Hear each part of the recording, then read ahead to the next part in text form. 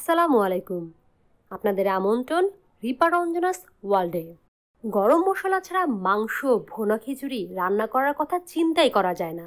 আমরা সচরাচর দোকান থেকে কিনে এনে গরম মশলা ব্যবহার করে থাকি।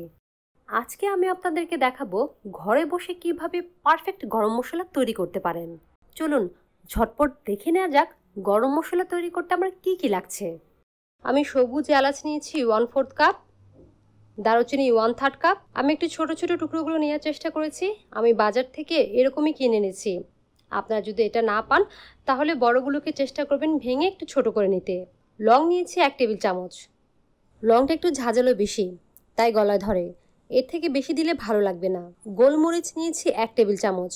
আমি সাদা গোলমরিচটা দিয়েছি, কেউ চাইলে কালো গোলমরিচ দিতে পারেন। কালো গোলমরিচ একটু ঝাল বেশি, তাই আমি কালোটা অ্যাভয়েড করেছি।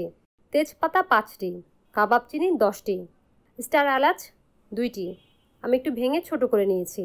বড় এলাচ 2টি, ছোট সাইজের জয়ফল 1টা, জয়ত্রী 5 টুকরো, সাধারণ জিরা 1 টেবিল চামচ, শাহি জিরা 1 টেবিল চামচ। কেউ চাইলে 1 টেবিল চামচ ধনিয়া অ্যাড করতে পারেন। ধনিয়াটা আমার পছন্দ না, তাই আমি এখানে দিইনি। আমি এখন দেখে দিচ্ছি এটা কিভাবে ভেজে নিতে হবে। চেষ্টা করবেন একটু মোটা দস্তার কড়াই নিতে। এই কড়াইটাকে 5 মিনিট একটু চুলার জালটা বাড়িয়ে দিয়ে গরম করে নেবেন।